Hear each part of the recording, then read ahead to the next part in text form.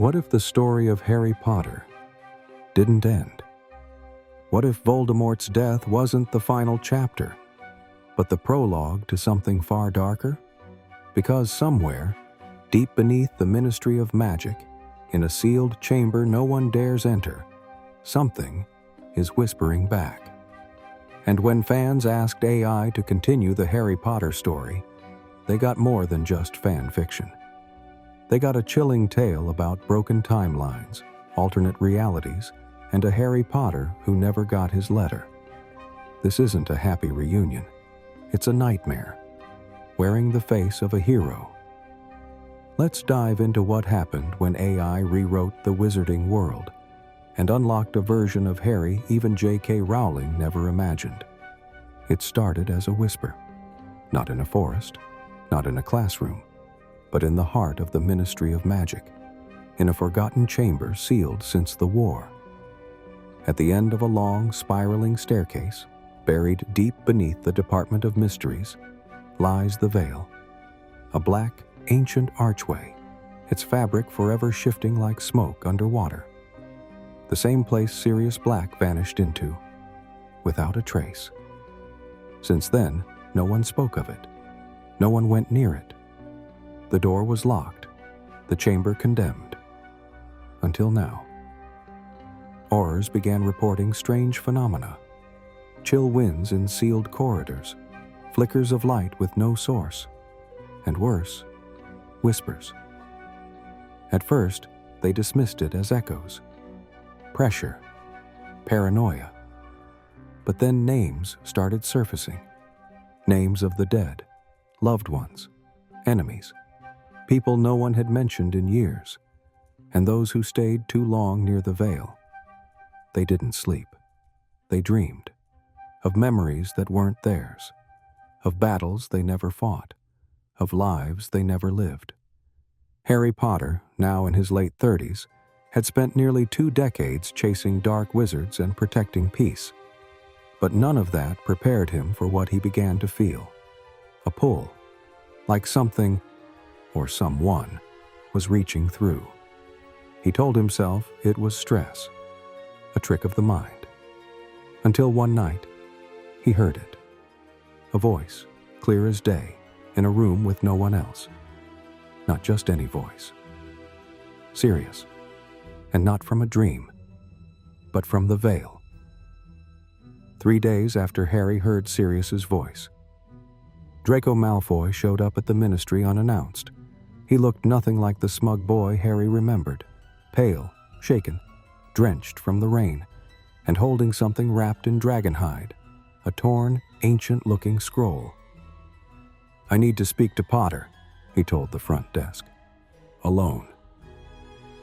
Harry hadn't seen Draco in years, not since the Hogwarts memorial. They were never friends, barely even allies. But the look in Draco's eyes said this wasn't a social call. In his office, Draco didn't sit. He didn't sneer. He didn't gloat. He just said, "They're coming back, Potter, but not how you think." Harry froze. Draco unwrapped the scroll and laid it on the desk. Runes, old ones that shifted on the page like they were alive. "I found it in my mother's vault," Draco whispered. "She wrote things down before she died, things she saw in her sleep. At first, I thought she was losing her mind, until I started hearing it too." Harry leaned in. The scroll crackled like it hated being read, and in the center, drawn in deep crimson ink, was a symbol. Half veil, half lightning bolt. "There's something in the Veil, Potter. Something that's not just speaking. It's watching, and it's remembering everything we forgot." Then Draco said the one sentence Harry couldn't shake. "I don't think it wants to bring people back. I think it wants to rewrite who died in the first place." While Harry and Draco searched for answers, 2 others were already chasing the mystery on their own. Albus Severus Potter, Scorpius Malfoy. They weren't just classmates. They were best friends. Quiet, curious, obsessed with the things their fathers never talked about. And the veil? It fascinated them, especially Albus, who had grown up under the crushing weight of a name. Harry Potter's son, the boy who would never measure up. But now, he had a chance to face the one thing even his father feared. Late one night, after curfew, they snuck into the Department of Mysteries using a stolen ministry passkey. They weren't looking to be heroes. They were looking for answers. But the veil wasn't dormant anymore. The air around it shimmered like heat rising off stone. And when Albus stepped too close, it pulled him in. Not physically, not all the way, but enough to show him something else. A world where Hogwarts burned, where the dark mark hovered over the castle like a second moon, where Harry Potter never survived. Scorpius tried to pull him back, but something reached out. Not a hand, not a voice, a version of Albus from that other world, scarred, cold, and staring back at him like he was the imposter. They stumbled backward, barely escaping, but they didn't come back alone. When they returned to the surface, the lights at the ministry flickered, time stuttered, and somewhere in London, a boy who should never have existed opened his eyes. Somewhere, just past the edge of reality, there's a world where Harry Potter never made it to Hogwarts. No letter, no rescue, just a boy locked in a cupboard under the stairs, left to rot. He didn't learn spells. He didn't make friends. He didn't defeat Voldemort. He watched the world burn from behind a keyhole. And when magic finally found him, it came too late. They call him the Hollow One. Born from rage, shaped by neglect, and twisted by a lifetime of silence. He never got to be a hero. So now, he doesn't want to save the world. He wants to erase it and rewrite it in his own image. When the veil cracked open, even for a moment, he slipped through. At first, no one noticed. He looked just like our Harry, a little older, a little colder.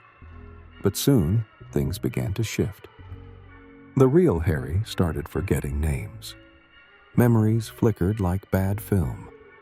Moments from his past changed, rearranged.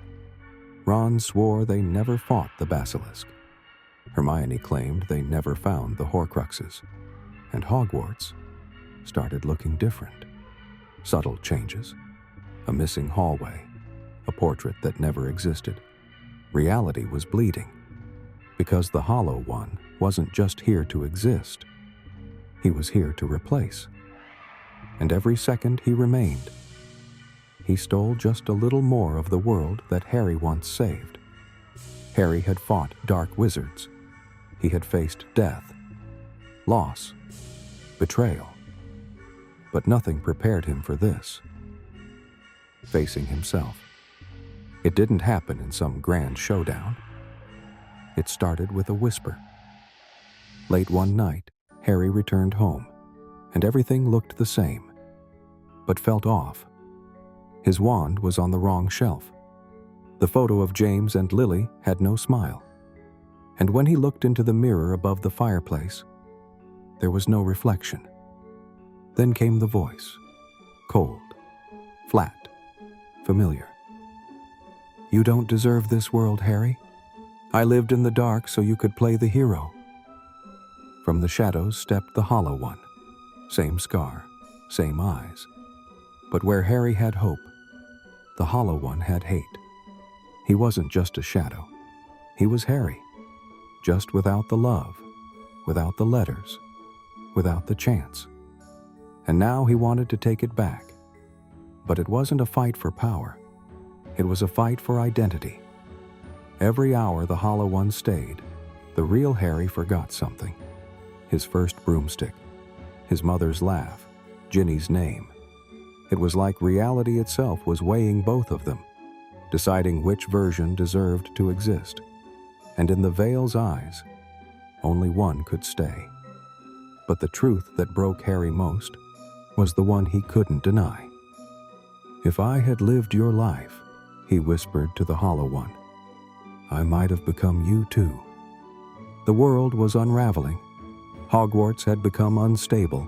Hallways leading nowhere, students forgetting their own names, patronesses that flickered and died mid-spell. Time itself was cracking. The Veil wasn't just a doorway anymore. It was a wound, bleeding timelines, pulling realities into each other like a tangled spell gone wrong. And at the center of it all stood Harry. Two versions of him now existed, one who had lived and one who had survived. They weren't enemies, not really. They were consequences.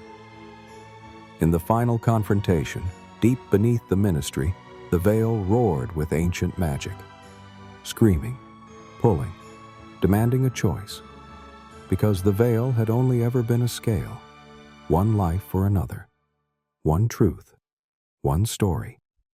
And Harry understood what needed to be done. "You didn't choose this," he said to the Hollow One, "but neither did I.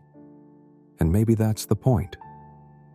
Then he turned, looked at Albus, at Draco, at the world he fought to protect, and stepped into the Veil, but not in surrender, in exchange. In that moment, something impossible happened.